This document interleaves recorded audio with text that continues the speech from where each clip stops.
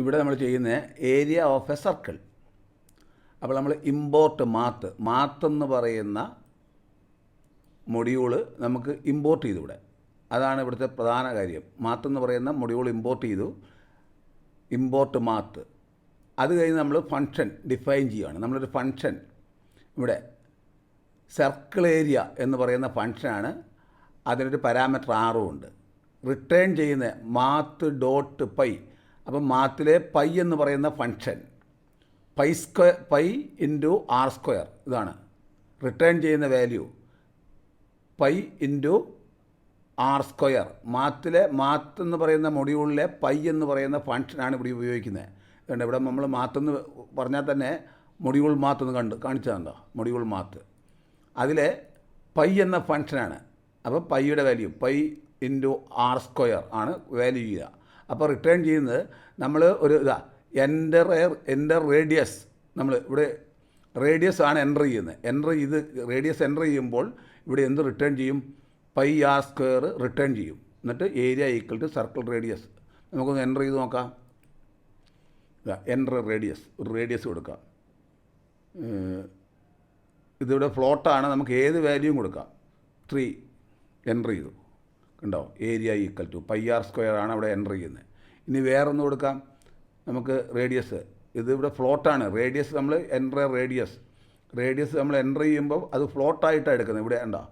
Radius എന്ന് പറഞ്ഞാൽ enter radius, input ചെയ്യുന്ന വാല്യൂവിനെ ഫ്ലോട്ടായിട്ട് എടുക്കും. അപ്പോൾ 3.5 എന്ന് പറയാം. 3.5 എൻ്റർ ചെയ്തു. അപ്പം ഏരിയ ഈക്വൽ ടു, അപ്പോൾ 3.5 കൊടുത്തു കഴിഞ്ഞാൽ റിട്ടേൺ ചെയ്യുന്നത് എന്താ?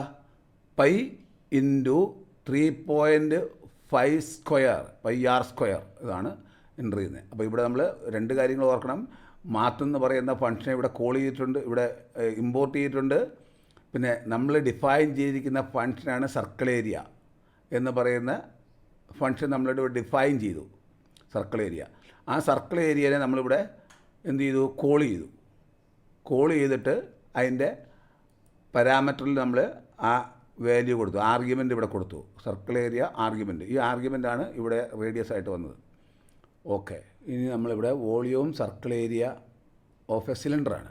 ഇപ്പോൾ നമ്മളിവിടെ ഒരു ഫംഗ്ഷൻ ഡിഫൈൻ ചെയ്ത് വോളിയം ഓഫ് സിലിണ്ടർ, വോളിയം, അതിന് നെയിം, ആ ഫംഗ്ഷൻ നെയിം വോളിയം സിലിണ്ടറാണ്. അതിന് 2 പാരാമീറ്റർ ഉണ്ട്, 6 വെച്ചും. അപ്പം പൈ, നമ്മൾ പൈയുടെ വാല്യൂ കൊടുക്കുകയാണ്. മാത്ത് ഡോട്ട് പൈ അല്ല, പൈയുടെ വാല്യൂ ഇവിടെ കൊടുക്കുകയാണ് 3.14159. റിട്ടേൺ ചെയ്യുന്നത് എന്താ? Pi r square h return ചെയ്യും. അപ്പോൾ വോളിയം പൈ ആർ സ്ക്വയർ ആയിരിക്കും. പിന്നെ വേറൊരു ഫംഗ്ഷൻ ഡിഫൈൻ ചെയ്ത് ഏരിയ ഓഫ് സിലിണ്ടർ. അപ്പോൾ ഇവിടെ വോളിയമാണ് റിട്ടേൺ ചെയ്യുന്നത്, ഇവിടെ ഏരിയ ഓഫ് സിലിണ്ടർ പൈ വലിച്ചു കൊടുത്തു. Return 2 pi r square. 2 pi r square എന്ന് വെച്ചാൽ താഴത്തെയും മുകളിലത്തെയും സർക്കിൾ ഏരിയയുടെ ഏരിയയാണ്. പ്ലസ് 2 പൈ ആർ എച്ച് എന്ന് വെച്ചാൽ റൗണ്ടിലുള്ളതിൻ്റെ ഏരിയ. ഇത് 2 ഫേസിൻ്റെയും ഏരിയ, ഇത് 2 ഫേസിൻ്റെ ഏരിയ. ഇത് സർക്കിൾ ഏരിയയാണിത്. ഇത് സർക്കിൾ ഏരിയ, റൗണ്ടിൽ വരുന്നതിൻ്റെ ഏരിയ. നമുക്കൊന്ന് റൺ ചെയ്ത് നോക്കാം. അപ്പോൾ ഇത് 2 ഫംഗ്ഷൻ. എന്നിട്ട് പ്രിൻ്റ് വോളിയം എന്ന് പറഞ്ഞിട്ട് ആദ്യത്തെ വോളിയം സിലിണ്ടർ കോൾ ചെയ്തു, ഏരിയ സിലിണ്ടർ കോൾ ചെയ്തു. ഓക്കെ, നമുക്ക് നോക്കാം. Enter radius